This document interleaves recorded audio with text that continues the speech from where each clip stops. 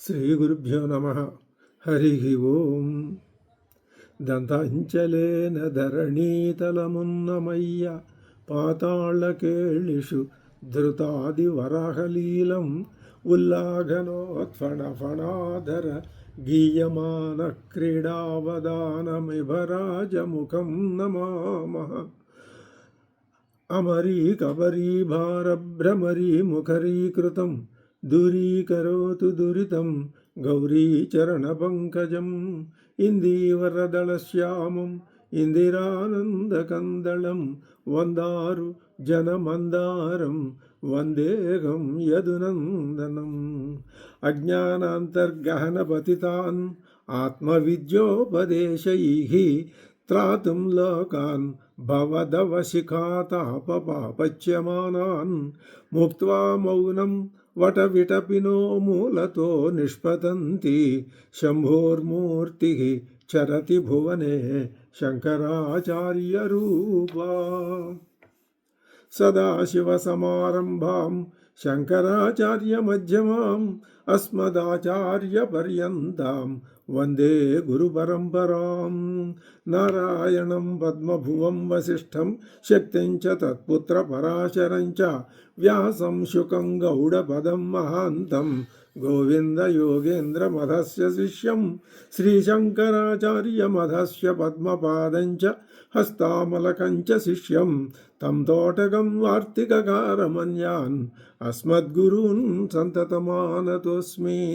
శృతిస్మృతిపురాణానామాలయం కరుణాలయం నమామి భగవత్పాదశంకరం లోకశంకరం. శంకరం శంకరాచార్యం కేశవం బాదరాయణం సూత్ర భాష్యకృతౌ వందే భగవంతౌ పునః పునః.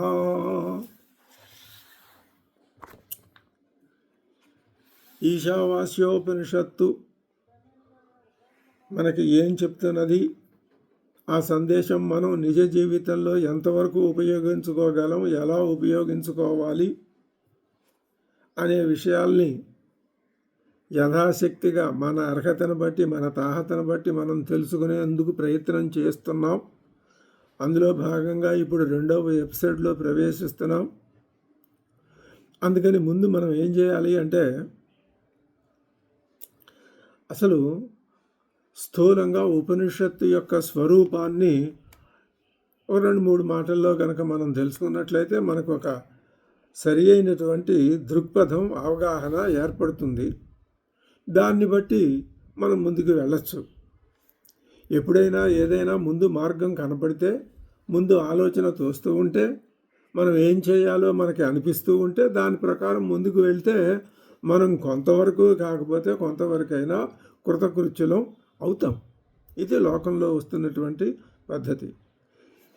ఉపనిషత్తులు మనకు అసంఖ్యాకంగా కనిపిస్తున్నాయి.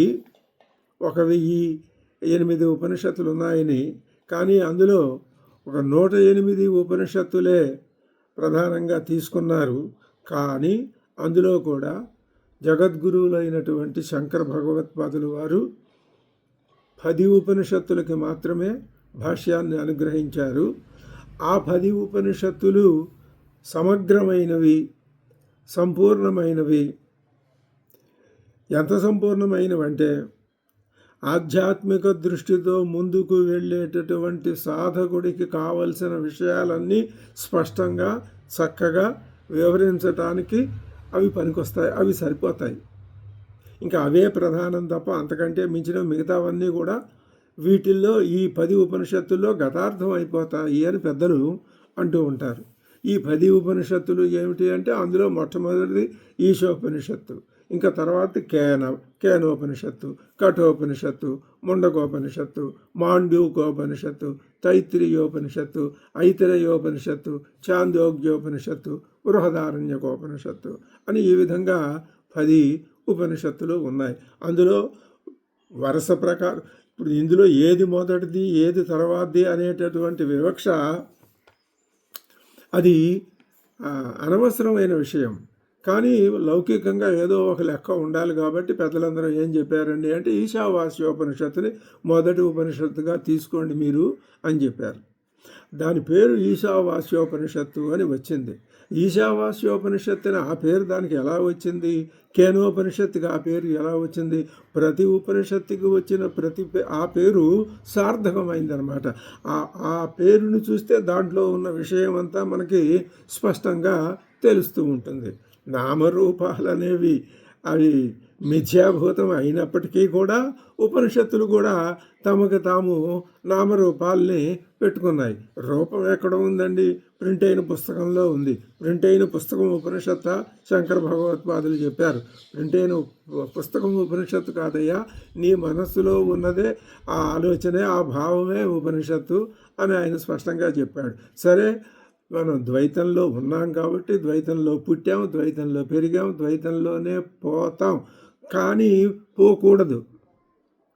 ద్వైతంలో పోతే ఇంకేముంది? ఇంకా సమస్యకు పరిష్కారం లేదు.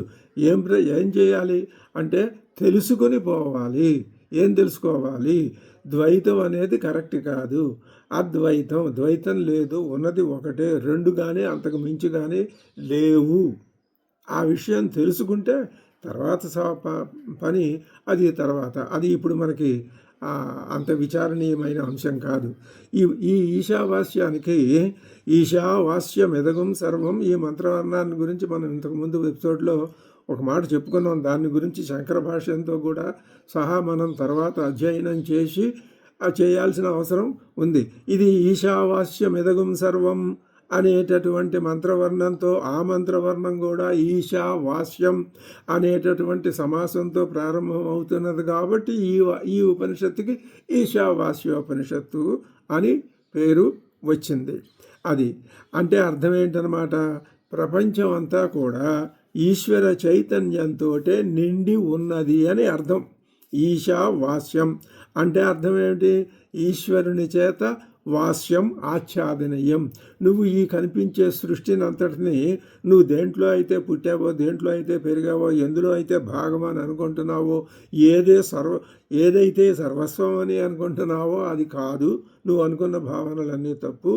దానిని నువ్వు ఎలా చూడాలి అంటే ఈశ్వరుడు అనే భావనతో ఆచ్ఛాదించి ఆ దృష్టి ఈశ్వరుడుగానే చూడు అని చెప్తున్నది. కాబట్టి ఈ ఉపనిషత్తుకి ఈశావాస్యం అని పేరు వచ్చింది. అంటే మనం చేయవలసిన పని మొట్టమొదటే మనకి అసలు చేయవలసిన పని ఏమిటో అంటే దాని అర్థం ఏంటన్నమాట. చేయవలసిన పని అంటే ఆచరణ, అభ్యాసం, విధానం, అంటే దాన్ని సాధన మార్గం ముందే చెప్పేశారు. ఈశావాస్యం ఎదగం సర్వం అయిపోయింది. ఇంకా ఈ సమస్తమును నువ్వు ఈశ్వరుని చేత వాస్యం ఆచ్ఛాదనీయం ఈశ్వరుడితో కప్పివెయ్యి అంటే ఈశ్వరుడు అనే భావనతోనే చూడు అని దాని అర్థం. ఇది సాధన. మరి దానికి మార్గం ఏమిటండి? చెప్పటం ఈశావాస్యం చెయ్యి అని చెప్తున్నారే కానీ దానికి మార్గం కావాలి కదా.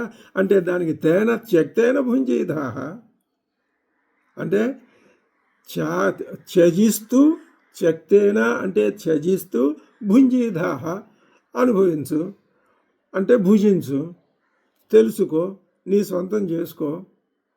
భుజించటం అంటే స్వీకరించటం, తెలుసుకుంటూ త్యజిస్తూ స్వీకరించు. దేన్ని త్యజించాలి, దేన్ని స్వీకరించాలి? దేన్నైతే త్యజించామో దాన్నే స్వీకరించాలా? అలా అయితే ఈ మాట చెప్పటం ఎందుకు? కాదు, త్యజించవలసింది ఈ సర్వాన్ని. నువ్వు దేన్నైతే ఈశ్వర భావనతో కప్పుతున్నావో ఆ కప్పేదాన్ని కాదు, కప్పబడేదాన్ని త్యజించేయి క్రమక్రమంగా. మరి దేన్ని నువ్వు భుజించాలి, దేన్ని నువ్వు స్వీకరించాలి? దేంతో కప్పుతున్నావో దాన్ని స్వీకరించు. అది క్రమ పరిణామం స్పష్టంగా. అంటే ముందు అసలు నువ్వు ఏమి అనుకోవాలో ఆ అనుకున్న దాన్ని ఎలా సాధించాలో 2 ముక్కల్లో చెప్పేసింది ఉపనిషత్తు. ఇప్పుడు ఈ ఉపనిషత్తులో ఉన్న 18 మంత్రవర్ణాల్లో కూడా ఇదే భావం మనకి చెప్పబడుతుంది. దాన్నే మనం గ్రహించాల్సి కూడా ఉంటుంది. అంటే అర్థమేంటనమాట? త్యజిస్తూ భుజించు. త్యజించవలసింది దేన్ని చెప్పుకున్నాం. దేన్నైతే నువ్వు ఉందని అనుకుంటున్నావో దాన్ని. అది ఎలా ఉంది? నామరూపాలతో ఉంది. అది ఈ మాట చాలు. నామ రూప. నామం అంటే మనసులో ఉండే ఆలోచన, రూపం అంటే ఎదురుకుండా కనిపించే థింగ్. ఎదురుకుండా కనిపించకపోయినా ఆ ఆలోచనకి రూ ఆకారాన్ని ధరించి చూసేటటువంటి, చూడబడేటటువంటి, చెప్పబడేటటువంటి వస్తువు నామం రూపం. ఈ నామరూపాత్మకమైన జగత్ ఇది. జగత్తుకి నామరూపాలు అవసరం, లేకపోతే జగత్తు లేదు. ఎందుకని ప్రతి వస్తువుని దాని నుంచి మరొక వస్తువుని తేడా చేసి విభాగించి చూడాలి అంటే దీనికో పేరు ఉండాలి. ఇంకొకటి చూస్తున్నావు అంటే దానికో పేరు ఉండాలి. ఈ పేర్లే మన ఒకదాని నుంచి ఇంకొకదానికి మన దృష్టిని మార్చేవి. అందుకని ఇప్పుడు ఏం చేయమంటున్నారు? నువ్వు మొత్తం అంతా ఈశ్వర దృష్టితో చూడమని చెప్పారని చెప్తున్నారు కదా. మరి ఇదేమో ఈ వస్తువు, ఇదేమో ఈ వస్తువు, ఇదేమో సెల్ ఫోను, ఇదేమో పుస్తకం, ఇదేమో ఇంకొకటి అని అట్లా ప్రత్యేకమైన దృష్టితో, విశేష దృష్టితో నువ్వు చూసినట్లయితే ఎప్పుడూ అదే ఉంటుందిగా. నువ్వు ఈశ్వర భావనతో ఎలా కప్పివేయగలవు? అందుకని ఏం చేయమంటున్నారు? ఈశావాస్యం అంటే నామరూపాలని ఛేదించు. ఇది చాలా స్పష్టంగా మనకి అవగాహనకి వచ్చేటట్లు ఉపనిషత్తు చెప్తున్నది. అంటే నీలో గూడు కట్టుకొని పోయి ఉన్నటువంటి నామరూపాలనే దృష్టిని క్రమక్రమంగా విడిచిపెడుతూ అంతా ఈశ్వర భావనతో ఏ వస్తువు చూసినా, దేనిని చూసినా, ఏ పదార్థాన్ని చూసినా, ఏ ఆలోచన వచ్చినా, ఏది వచ్చినా, మూర్త అమూర్త జడ చైతన్యం ఏదైనా సరే నువ్వు ఈశ్వర భావనతోటే ఇది ఈశ్వరుడే, ఇది ఈశ్వరుడే, ఇది ఈశ్వరుడే అనే ఈశ్వర భావనతో సర్వాన్ని గనక ఆచ్ఛాదింపజేయడం అనే విషయాన్ని నువ్వు క్రమంగా తెలుసుకొని దానిని ఆచరణలో పెట్టగలిగితే, తెలుసుకోవటం అంటే నాకు తెలిసిపోయిందని చెప్పేయటం చాలా తేలిక. ఈ రోజుల్లో ఏమిటంటే తెలియకపోయినా తెలిసిందని చెప్పటం, తెలిసిందని దాని గురించి డంబాచారాలు పలకటం, అది ఒక ఫ్యాషను. అది బాగా అది కానీ తెలుసుకోవటం కష్టం, తెలుసుకున్న దానిని నిలుపుకోవటం కష్టం, దానిని అనుభవంలోకి తెచ్చుకోవటం ఇంకా కష్టం. దీనికి ఒక జీవితం చాలదు, ఎన్ని జీవితాలు కావాలో తెలియదు. ఇప్పుడు ఈ జీవితంలో ఈ స్థాయిలో ఉన్నాం. ఈ స్థాయి వరకు మనం ప్రయాణం చేసుకుంటూ వచ్చాం. అది దృష్టిలో పెట్టుకోవాలి. ఈ స్థితిలో మన ఈ పని చేయమంటున్నారని మనం ఇప్పుడు ఈశావాస్యోపనిషత్తుని ఆశ్రయించాం. అది మనకేం చెప్తోంది? ఈశావాస్యం ఇదం జగత్తు తేనత్యక్తేన భుంజీదాహ. కాబట్టి విడిచిపెడుతూ నువ్వు అనుభవిస్తూ ఉండు. అలా నామరూపాలను విడిచిపెట్టి ఈశ్వర తత్వాన్ని, దాన్నే తర్వాత ఉపనిషత్తు ఆత్మతత్వం అని చెప్పబోతుంది. ఈశావాస్యం, దానికి ఆ మొదటి మంత్రవర్ణానికి శంకర భగవత్పాదుల భాష్యం, అద్భుతమైన భాష్యాన్ని అనుగ్రహించారు. అది మనం తర్వాత సవివరంగా తెలుసుకుంటాం. కానీ ఇప్పుడు ముందు ఎందుకు ప్రసంగం దాని గురించి తీసుకురావాల్సి వచ్చింది అంటే, మనం ఏం తెలుసుకోవాలో, ఏం నేర్చుకోవాలో, అసలు ఈశావాస్యోపనిషత్తు ఏం చెప్తుందో స్థూలంగా మనసులో ఒక ఆలోచన ఏర్పరచుకొని తర్వాత ఉపనిషత్తులో ప్రవేశిద్దాం అనేటటువంటి ఒకానొక ఆలోచన విధానంతో మనం చేస్తున్నటువంటి ప్రయత్నం కదా ఇది. అందుకని ఇక్కడ కొంచెం సవివరంగా చెప్పుకుంటున్నాం. ప్రపంచం అంటే నామరూపాలే కాబట్టి మనం ఏం చేయమన్నారు? నామరూపాలని విడిచిపెడితే నీకు సచ్చిద్రూపమైనటువంటి ఆత్మతత్వం అనుభవంలోకి వస్తుంది. అలా వచ్చినట్లయితే అప్పుడు నీకు ఈ నామరూపాలు అనేవి యథార్థంగా ఉన్నవిగా తోచవు, ఇవి లేనివిగానే కనిపిస్తాయి. అలా భావించటం మూలానే అవి మన పాలిటికి నువ్వు ఎలా భావిస్తున్నావు వాటిని అంటే ఉన్నాయి నామరూపాలు నిజమే అని భావిస్తున్నావు. భావించటం మూలానే ఏమవుతుంది? ఆ నామరూపాలే మనకి ధనం. దీని గురించి బాగా వివరించి చెప్పుకోవచ్చు. నామం రూపం ఈ రెండే ధనం. నువ్వు ఎప్పుడైతే నామరూపాలని విడిచిపెట్టమని సలహా చెప్తుందో దానికి ఎలా విడిచిపెట్టాలి దాన్ని అంటే మా గృధ కస్య స్విద్ధనం అని మూడో సలహా సూచన చెప్తుంది. దానికి కావలసినటువంటి విధానం మా గృధ అంటే నువ్వు దేనిని ఆశించవద్దు, దేనిని కోరుకోవద్దు. ధనం ఏది? ధనం నామరూపాలే ధనం. ఆ నామరూపాలతో కూడి అనేటటువంటి పేరుతో పిలువబడుతూ చలామణి అవుతున్నటువంటి దీన్ని కూడా నువ్వు మా గృధ దేని మీద ఆశ పెట్టుకోకు, దురాశ అసలు పెట్టుకోకు, వదిలేసేయి. అంటే ఇప్పుడు ఇందాకేం చెప్పారు? త్యక్తేన భుంజీత, క్రమంగా విడిచిపెట్టేస్తూ ఉండు, క్రమంగా ఆ నామరూపాలని అనుభవిస్తూ ఉండు అని కదా చెప్పారు. దానికి మార్గం చెప్తున్నారు. మా గృత, నువ్వు నామరూపాలని ఎలా విడిచిపెట్టగలవు అంటే గృధిం మా కార్షి, నువ్వు ఆశ అనేదాన్ని, లోభం అనేదాన్ని, కోరిక అనేదాన్ని దేని మీద పెట్టుకోకు, వదిలేసాయి. వదిలేసినట్లయితే నీకు ఈశ్వరతత్వం మీద దృష్టి నిలుస్తుంది అని అర్థమవుతుంది. అంటే నామరూపాలని మన మనసులోకి రానియకూడదు. ఇలా చూస్తే నామరూపాలు ఎప్పుడైతే మనసులో నుంచి పోయాయో ఫలితార్థం దాన్ని కొంచెం ముందుకు భావన చేస్తే చెప్తున్నారు ఏమని, ఎప్పుడైతే నామరూపాల మీద నీకు దృష్టి క్షీణించిపోయిందో, అన్నీ ఒకే రకంగా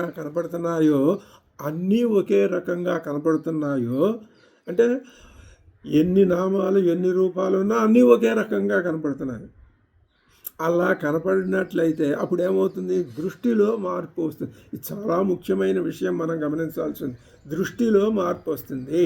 ఏమిటా దృష్టిలో? అప్పుడు దానికి చెప్తున్నారు, ఉపనిషత్తు చెప్తుంది, యస్తు సర్వాణి భూతాని ఆత్మైవాభూత్, యత్ర సర్వాణి భూతాన్ని ఆత్మైవాభూత్ విజానత. నువ్వు అన్ని నామరూపాలు, అన్ని విశేషాలు నీ యొక్క ఆ ఈశ్వర భావనలో ఏకమైపోతే, అంటే నీ ఆత్మతత్వంలో ఏకమైపోతే, ఈశ్వర భావన ఆత్మతత్వం ఈ రెండు మాటల యొక్క ఆ వివరణకు మొత్తం ఉపనిషత్తు అంతా అది పద్ధతిగా మనకు చూపిస్తుంది అన్నమాట. అంటే ముందు మనం అక్కడ చెప్పుకోవటానికి ఈ రెండు ముక్కలు చెప్పుకున్నాం. దీన్ని గురించి వివరంగా మనం తెలుసుకోవటమే మన యొక్క భావి అధ్యయన కార్యక్రమంలో మన కర్తవ్యంగా మనకి తోస్తూ ఉంటుంది. కాబట్టి ఎత్ర సర్వాణి భూతాన్యాత్మైవాభూత్ విజానత తత్ర కో మోహ శోక. ఇంకప్పుడు నీకు నామరూపాలని పట్టుకుంటే వచ్చే శోకమోహాలు ఉండవు. ఈ శోకమోహాలు అనే మాట చాలా ప్రధానం. ఇది కూడా మనకి తర్వాత భగవద్గీత అంతా ఈ శోకమోహాల చర్చ మీదనే సాగిందని మనం తెలుసుకుంటాం. అయితే ఇప్పుడు ఏం చెప్పామంటే, ఈశావాస్యంలో ఒక దృక్పథాన్ని, ఇంతవరకు మనకు తెలియనటువంటి ఒకానొక మనకి అనుభవంలో లేని ఒకానొక దృక్పథాన్ని చెప్పి దీన్ని మీరు అనుభవంలోకి తెచ్చుకోండి అని కదా చెప్పింది. ఇంకొకసారి దాన్ని మనం సంక్షిప్తంగా చెప్పుకుంటే ఏం చేయమని చెప్తోంది? ఈ కనిపించేటటువంటి జగత్తు, యత్కించ జగత్తు, ఏమాత్రం ఇంత కూడా పిసరంత కూడా అణువు కూడా విడిచిపెట్టకుండా దీన్నంతటినీ నువ్వు ఈశావాస్యంగా చూడు, ఈశ్వరుని చేత ఆచ్ఛాదింపచెయ్యి, ఈశ్వర భావనతోనే చూడు. అందుకని నువ్వు ఎక్కడికక్కడ విడిచిపెట్టేస్తూ ఈశ్వర భావంతో అనుభవిస్తూ ఉండు. ఇలా చేయాలి అంటే లోభం అనేది నీకు పనికిరాదు. అప్పుడు నీకు ఈ నామరూపాలనే ధన దృష్టి ఉండదు. అయినా ధనం ఎవరిది? అంత నీదే అంటే అసలు నీ యొక్క ఆత్మతత్వం ఒకటే మిగిలి ఉన్నప్పుడు ఇంకా ధనము లేదు, ధనేతరము లేదు, ధన వ్యతిరేకం అవేమీ ఉండవు. వాటికి అసలు విలువ అనేదే ఉండదు. ఇది మొట్టమొదట ఈశావాస్యోపనిషత్తు మనం సాధించవలసినటువంటి మోక్ష మార్గానికి మొట్టమొదటి తొలిమెట్టుగా చెప్పినటువంటి ఉపదేశం, సలహా, సూచన. అయితే ఉపనిషత్తు ఎప్పుడూ కూడా లోకాన్ని విడిచిపెట్టి సొంతంగా లోకానికి అతీతంగా చెయ్యటానికి వీల్లేనిది, చెయ్యలేనిది అలాంటిదేది చెప్పదు. నువ్వు చెయ్యగలిగిందే చెప్తుంది. లోకాన్ని దృష్టిలో పెట్టుకునే చెప్తుంది, లోకానికే చెప్తుంది, లోకాన్ని గురించే చెప్తుంది. క్రమక్రమంగా నీకు తెలిసిన దానిని చెబుతూ దాంట్లో నుంచి నిన్ను తెలియని దాంట్లోకి తీసుకెడుతుంది. ఇది మొత్తం దశోపనిషత్తులు ఉపయోగించినటువంటి ఒకానొక దాన్ని ఏమంటారు? టెక్నిక్. అది ఒక విధానం. అంటే అధ్యాత్మ విద్యని బోధించే విధానాన్ని ఉపనిషత్తులు 10 ఉపనిషత్తులు ఒకే విధంగా అమలు చెప్పినాయి. అది మనం ఎక్కడికక్కడ రుజువు చేసుకోవచ్చు. అది మనకు అనుభవంలోకి వస్తే ఎంతో ఆనందాన్ని పొందవచ్చు. అంతేకాక నిరంతరం ఆధ్యాత్మిక దృష్టిలో ఉండాలంటే ఇప్పుడు ఉపనిషత్తులు అంతా చెప్పిన తర్వాత, వాంగ్మయం చెప్పిన తర్వాత పెద్దలు ఏం చెప్పారు? 4 ప్రధాన వాక్యాలు చెప్పారు. మహావాక్యాలు అంటారు వీటిని. ఈ విషయం మనం ఒక చిన్న ముక్కలో తెలుసుకోవచ్చు. ఏమిటది? ప్రజ్ఞానం బ్రహ్మ అని చెప్పారు. ప్రజ్ఞానమే బ్రహ్మ అని. తత్వమసి, ఆ ప్రజ్ఞానం నువ్వే అని. అదైన తర్వాత అహం బ్రహ్మాస్మి. బ్రహ్మ ఆత్మాచ బ్రహ్మ. ఆత్మే బ్రహ్మ, బ్రహ్మయే ప్రజ్ఞానం, అహం బ్రహ్మాస్మి. నేనే ఆ ప్రజ్ఞాన స్వరూపం. ఇవి 4 ముఖ్య వాక్యాలు అన్నారు. చెప్పటం అయితే ఏదో తెలిసి తెలియక ఒక ముక్క తొందరగా చెప్పేసుకున్నాం. కానీ అహం బ్రహ్మాస్మి అని నిరంతరం అనుకోవాలి అంటే అది అంత ఈ ఉపాధికి సాధ్యం అయ్యే విషయం కాదు. దానికి మార్గం అధ్యయనం, అధ్యాపనం. నిరంతరం ఈ మంత్రవర్ణాలు స్వామివారి జగద్గురువుల యొక్క భాష్యం చదువుతూ ఉండాలి. ఎవరైనా మన స్థాయికి తగ్గవాళ్ళు ఉంటే మనం చెప్పింది, మనమే అల్పాత్యల్పజ్ఞులం. మరి అంటే మొట్టమొదట ఏబిసిడీల్లో ఏబిసిడీలు నేర్చుకునే స్థాయిలో ఉన్నాం. అలాంటి వాళ్ళు ఉంటారు కదా, మహానుభావులు. శుకమహర్షి లాంటి వాళ్ళు ఉంటారు, లోకంలో ఉంటారు. శుకమహర్షి అప్పటివాడో కాదు, ఇప్పుడు ఉంటారు. కానీ మనకు వాళ్ళు మనం చూడలేం, మనం దర్శించలేం, మనం గుర్తుపట్టలేం. కాబట్టి మనలాంటి అల్పజ్ఞులు కూడా ఉంటారు. అందుకని ఏం చేయాలి? మనలాంటి వాళ్ళం ఒక చోట సమావేశమై చెప్పుకుంటూ ఉంటే దాన్ని అదే భుంజీధాహ, నామరూప దృష్టిని విడిచిపెట్టుకుంటూ భుంజీధాహ చెప్పుకుంటూ ఉండు, అనుభవిస్తూ ఉండు, ఫలితాన్ని తెలుసుకుంటూ ఉండు. ఆ దారిలో భుంజీదాహ అంటే నేను చెప్తున్నాను అర్థం. ఆ దారిలో ముందుకు వెడుతూ ఉండు. ఇది నిరంతరం జరగాల్సినటువంటి ప్రక్రియ. అంటే దైనందిన జీవితంలో దైనందిన వ్యవహారాలు అవి అలాగూ తప్పదు. అది లేకపోతే ఉపాధి ఈ శరీరం ముందుకు జరగదు కదా. సరే, ఇటువంటి ఇప్పుడు ఈ మొట్టమొదటి మంత్రవర్ణం, మొదటి ఉపనిషత్తులో మొదటి మంత్రవర్ణమే స్పష్టంగా నీకు దిశ నిర్దేశం చేసేసింది.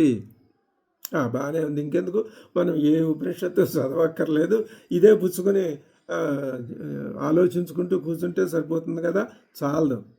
లోకాన్ని దృష్టిలో పెట్టుకుని ఉపనిషత్తు ఎప్పుడూ చెప్తుందని ఒక మాట అనుకున్నాం. ఏమిటి చెప్పింది? అందరికీ ఈ దృష్టి రాదు, ఈ దృష్టి అలవరుచుకోవాలి అనేటటువంటి ఇది కూడా ఉండదు. 3 రకాల మనుషులు. అధ్యాత్మ మార్గంలో పూర్తిగా వెళ్ళేవాళ్ళు, కర్మకాండల మార్గంలో అధ్యాత్మ జ్ఞానం ఉన్నా లేకపోయినా కర్మకాండ విధానంలో వెళ్ళేవాళ్ళు రెండవది. ఈ 2 ప్రధానం. మూడవదిగా పామరులు. వాళ్ళు అసలు ఈ దృష్టి కర్మకాండ అనే విధి విహితమైనటువంటి క్రియాకలాపాలు నిర్వహించటం, యజ్ఞయాగాదులు, అగ్నిహోత్రాదులు ఇలాంటి వాటిని నిర్వహించటం అనే దృష్టి ఉండదు. దానికంటే మించి జ్ఞాన దృష్టి అంతకంటే ఉండదు. ఇది 3వ రకం. ఉత్తమాధికారి, మధ్యమాధికారి, మందాధికారి. కాబట్టి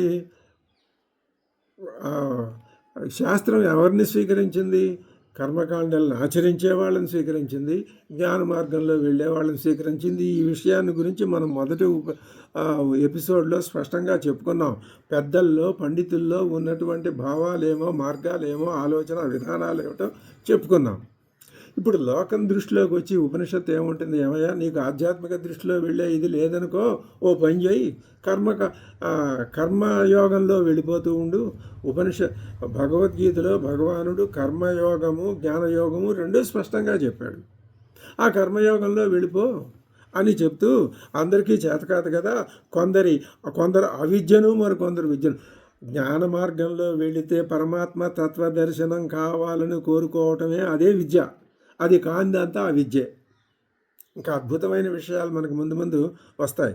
ఈ అవిద్యను పట్టుకొని పాటలాడుతూ ఉంటారు. అవిద్య అంటే కర్మ, స్పష్టంగా చెప్తున్నారు. అవిద్య అనేది ఇదేదో హేళనపూర్వకమైన మాట అని కానీ అవమానపూర్వకమైన మాట అని కానీ మరి ఒకటి నీచమైన అర్థాన్ని చెప్పే మాట అని కానీ మనం భావించకూడదు. అవిద్య అంటే ఉండవలసిన విద్య కానిది, అది అవిద్య, అంతే తప్ప దానికి వ్యతిరేక అర్థం చెప్పకూడదు. అవిద్య అంటే అర్థం ఏమిటి ఇక్కడ? కర్మ. విద్య అంటే దేవతాపాసన. కుర్వన్నేవేహ కర్మాణి జిజీవిషేచ్చతకం సమాహ అంటే దేవతా ఉపాసన చేసుకుంటూనే నూరేళ్ళు నువ్వు కర్మలతో ఆ కాలాన్ని వెళ్ళబుచ్చు. అప్పుడు మేమేం సాధిస్తామండి అని వాళ్ళు అనొచ్చు. మీరేం సాధిస్తారు అంటే అవిద్యయా మృత్యుం తీర్త్వా మృత్యువుని దాటిపోతారు అని చెప్తున్నది ఉపనిషత్తు. మృత్యువును దాటడం అంటే మోక్షం కాదు, స్వాభావికమైన కర్మయే మృత్యువు. దాన్ని శాస్త్రోదితమైన కర్మాచరణతో నిర్మూలించి స్థూలదేహం పతనమైన తర్వాత సూక్ష్మదేహంతో ధూమయానం చేసి పితృలోకానికి చేరటమే ఇది రెండవ మార్గం. జిజీవిషేచ్చతకం సమాహ. ఆ విధంగా జీవించిన వారికి దక్కే ఫలితం అది ధూమయానం చేసి పితృలోకానికి చేరటం. ఇంతకు మించి కర్మల వల్ల మనం సాధించగలిగింది ఏదీ లేదు అని ఈశావాస్యోపనిషత్తు మనకి స్పష్టంగా చెప్తున్నది. ఇప్పుడు రెండు మార్గాలు, రెండు విధానాలు, రెండు ఆలోచన పద్ధతులు, రెండు దారులు స్పష్టంగా చెప్తోంది. ఇది మనం ఈశావాస్యోపనిషత్తు అధ్యయనం చేసేటప్పుడు మనసులో పెట్టుకోవలసినటువంటి భావం. పోతే విద్యయా అమృతమశ్నుతే అంటే విద్య వల్ల సాధించగలిగింది అమృతత్వం.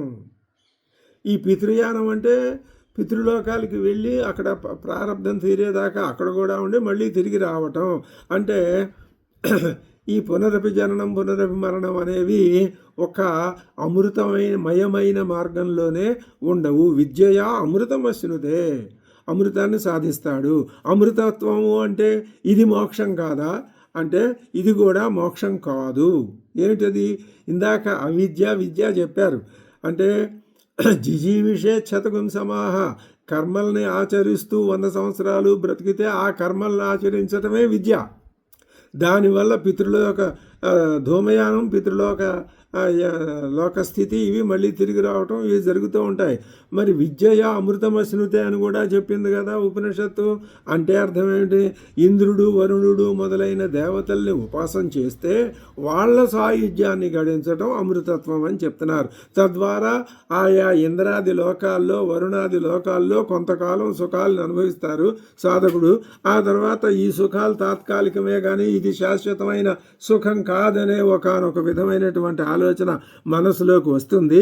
అందుకని నాకు ఈ పితృలోకాలు అవసరం లేదు, ఇది కర్మిష్ఠులకే, ఇదంతా దేవలోకాలకు పోయే మార్గమే తప్ప ఇంకా మళ్ళీ అక్కడికి వెళ్ళినా తిరిగి రావాల్సిందే.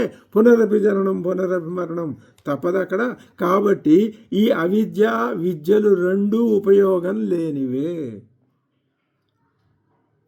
ఇక్కడ ఈ ఉపనిషత్తు ప్రత్యేకించి ఈ సందర్భంలో విద్య అవిద్య అనే రెండింటినీ ఒకానొక దాంట్లో ఒక శీర్షికలో పెట్టి బంధించి ఇది విద్య ఇది అవిద్య అని వాటిని గురించి చెప్పి ఇప్పుడు ఈ రెండూ కూడా మనల్ని అంధకారంలో పడదోసేవే అని స్పష్టంగా చెప్తోంది ఉపనిషత్తు. అంధం తమః ప్రవిశంతి ఏ అవిద్యాముపాసతే తతోప్యంధమివ తే తమో యవు విద్యాయాగున్రతాః. చీకటిమయాలైన లోకాల్లో అవిద్యను ఉపాసించిన వాళ్ళు, అంతకంటే ఇంకా చీకటిమయమైన లోకాల్లో విద్య యందు రతులైన వాళ్ళు కూడా పడతారు అని ఉపనిషత్తే మనకి చెప్తున్నది. ఎందుకని ఇలా చెప్తున్నది అంటే అవి రెండు నామరూపాల పరిధిని దాటిపోలేదు. అంటే మొట్టమొదటి 2 శ్లోకాల పరిధిలోకి మళ్ళీ వచ్చాం మనం. మొదటి శ్లోకం ఉత్తమోత్తమైన మార్గం ఏంటది? ఈశావాస్యమిదగం సర్వం యత్కించ జగత్యాన్ జగతు తేన శక్తేన భుంజేద. నెమ్మదిగా విడిచిపెట్టుకుంటూ అనుభవిస్తూ ఈ ఈశ్వర భావనని క్రమంగా నీలో పెంపొందించుకుంటూ వెళ్ళు. అందులో నువ్వు పాటించాల్సిన రూల్స్ కొన్ని ఉన్నాయి. మాగృధ లోభాన్ని గుణాల్ని కామక్రోధాది ఇలాంటి వాటిని నువ్వు విధిలోకి తీసుకోకు, ఆచరణలో పెట్టకు. కస్యస్య ధనం, ధనం అంటే కూడా నువ్వు తృణీక భావంతో చూడు, గడ్డిపరక అనే భావంతో చూడు అని స్పష్టంగా చెప్పేసినాయి. అది ఉత్తమమైన ఉన్నతోన్నతమైన మార్గం మొదటిది. రెండవది శ్లోకం ఏం చెప్పింది అంటే విద్య అవిద్యలకు సంబంధించి విషయం చెప్పింది. ఏమిటి అంటే అవిద్యని కనుక కర్మకాండలే చేస్తూ ఉన్నట్లయితే నువ్వు పితృలోకాలకి ధూమయానం ద్వారా పితృలోకాలకి వెళ్ళి తిరిగి వస్తావు అని చెప్తోంది. మరి ఉపాసన చేసినట్లయితే ఇంద్ర స్వర్గలోకం, ఇంద్రుడు వరుణలోకం ఇలాంటి లోకాలకు వెళ్ళి మళ్ళీ తిరిగి వస్తావు. ఈ రెండింటి వల్ల ఇప్పుడు 3 దారులు చెప్పినట్లయింది.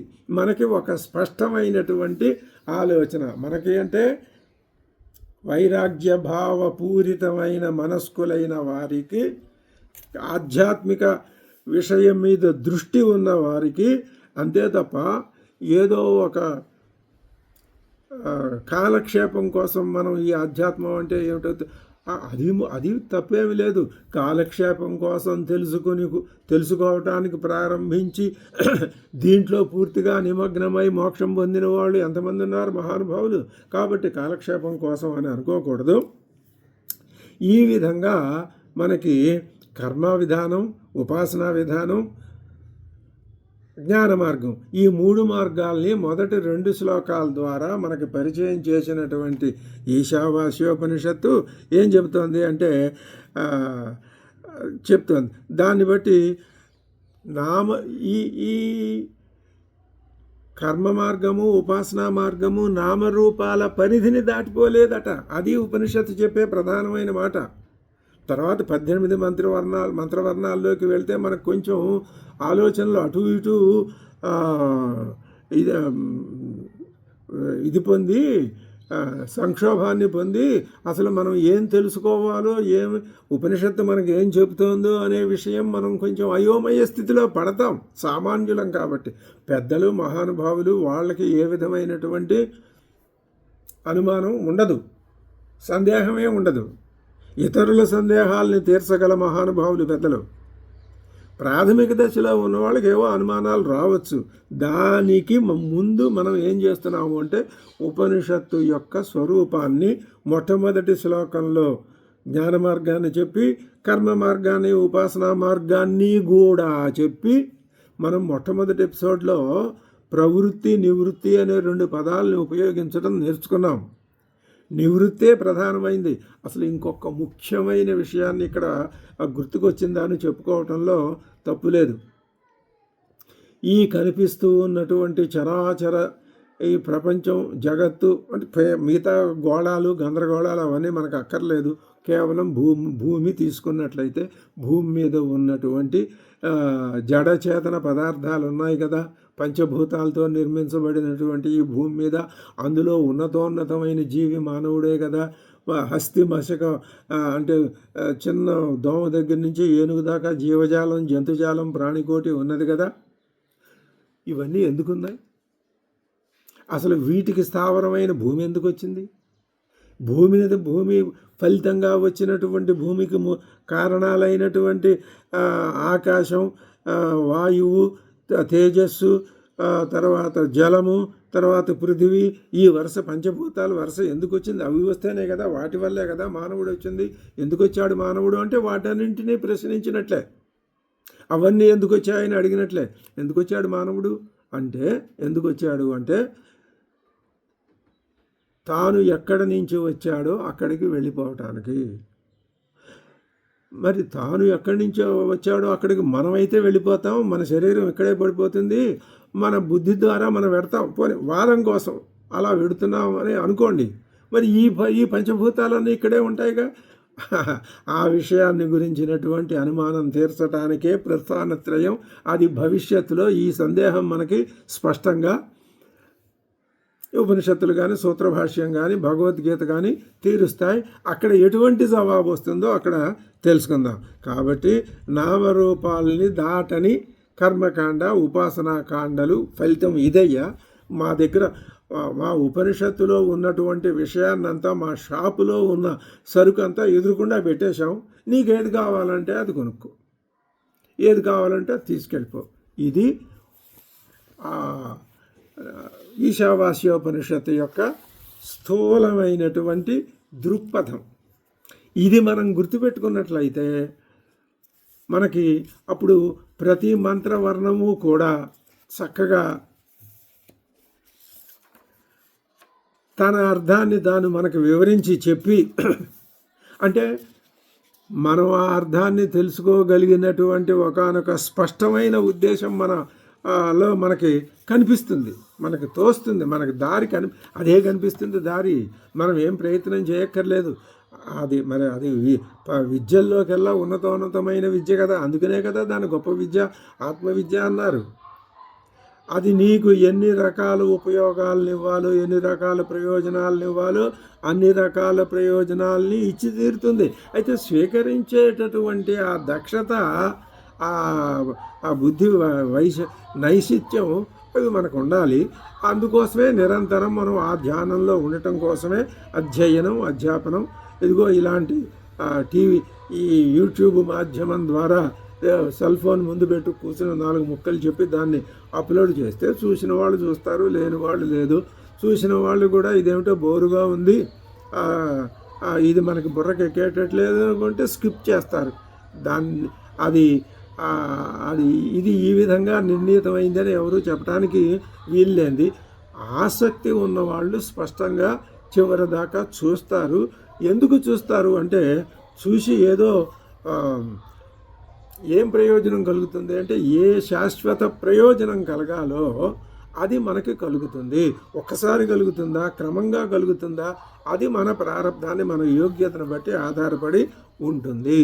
ఇది మనం సంక్షిప్తంగా ఈశావాస్యోపనిషత్తుని గురించి మొదటి ఎపిసోడ్లో, ఇప్పుడు ఈ 2వ ఎపిసోడ్లో కూడా మనం చాలా వరకు విషయాలు తెలుసుకున్నాం. తర్వాత దీనికి ఇక ఒక కథలో ఒక పాయింట్ తర్వాత ఒక పాయింట్ ఉన్నట్లుగా ఈ ఉపనిషత్తు వ్యాఖ్య కానీ, ఉపనిషత్తు చెప్పుకోవటం కానీ ఉండవు. ఎక్కడ ప్రసక్తమైన విషయం ఏది వస్తే అదే చెప్పబడుతూ ఉంటుంది. దాని గురించి మనం వింటూ ఉండటం ఇదంతా ఒకటే. దేనికి అంటే కేవలం ఆత్మవిద్యని తెలుసుకోవటానికి అదొక్కటే ప్రధానమైన లక్ష్యం. ఇప్పుడు అటువంటి ఏ గొప్ప కార్యక్రమానికైనా మొట్టమొదట ముందు ఏం చేయాలి అంటే, ఉపనిషత్తులు చెప్పినటువంటి ఆచారం పద్ధతి ఏమిటి అంటే శాంతి మంత్ర పాఠం.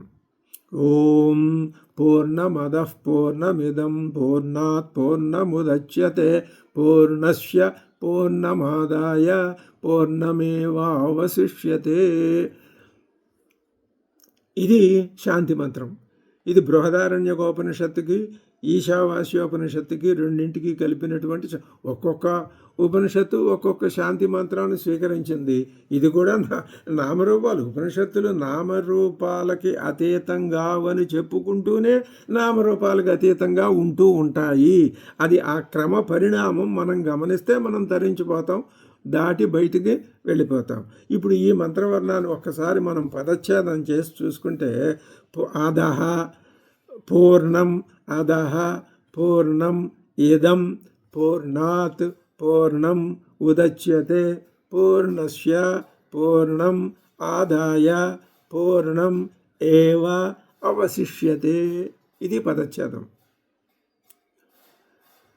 పూర్ణం అదహ పూర్ణం ఇదం పూర్ణాత్ పూర్ణం ఉదచ్యతే పూర్ణమదః పూర్ణమిదం. ఎందుకు ఇన్నిసార్లు రిపీట్ అంటే, ఆ మంత్రవర్ణం మనకి ఇప్పుడు మంచి మాటలు నోటితో పలికిన కొద్దీ నోరు శుద్ధం అవుతుంది కదా, మనస్సు శుద్ధం అవుతుంది కదా, అదే ప్రయోజనం. అంతకంటే వేరే ప్రయోజనం ఏది ఉండదు. ఉంటుంది, ఆ తర్వాత కానీ మనకు తెలియదు. అనుభవంలో కానీ వస్తే ప్రయోజనం రాదు. మొదట నాడే అనుభవానికి రాదు ఏ విషయము కూడా. పూర్ణం అదహ పూర్ణం ఇదం పూర్ణాత్ పూర్ణం ఉదచ్యతే పూర్ణస్య పూర్ణం ఆదాయ పూర్ణం ఏవ అవశిష్యతే. ఇందులో ఎన్ని వాక్యాలు ఉన్నాయి అని చూసినట్లయితే, పూర్ణం అదహ ఒక వాక్యం, పూర్ణం ఇదం రెండో వాక్యం, పూర్ణాత్ పూర్ణం ఉదచ్యతే, ఇది 3వ వాక్యం. పూర్ణస్య పూర్ణమాదాయ, ఇది అసమాపక వాక్యం. పూర్ణమేవావశిష్యతే, ఇది 4వ వాక్యం. మొత్తానికి 4 సంపూర్ణ వాక్యాలు, ఒక అసంపూర్ణ వాక్యం కలిపి ఈ 5గా ఉన్నాయి దీంట్లో. ఈ 5 వాక్యాల భావం తెలుసుకుంటే అసలు మొత్తం దశోపనిషత్తుల సారాంశం అంతా ఇందులోనే వచ్చేస్తుంది. ఎక్కడికక్కడ ఈ విధమైనటువంటి ఆ సులువు మనకి ఈ ఆధ్యాత్మిక విద్య ప్రసాదిస్తుంది. అయితే అది మనం ఏం చేయాలి అంటే గమనించి తెలుసుకుంటూ ఉండాలి. ఇప్పుడు ఈ ఓం పూర్ణమదః పూర్ణమిదం పూర్ణాత్ పూర్ణముదచ్యతే పూర్ణస్య పూర్ణమాదాయ పూర్ణమేవావశిష్యతే, ఈ మంత్రవర్ణానికి పదచ్ఛేదం చూశాము. తరువాత ప్రతిపదార్థం, ఆ అర్థం ఎలా ఉంటాయో అవి తరువాత ఎపిసోడ్లో మనం చూసి తెలుసుకుందాం. స్వస్తి.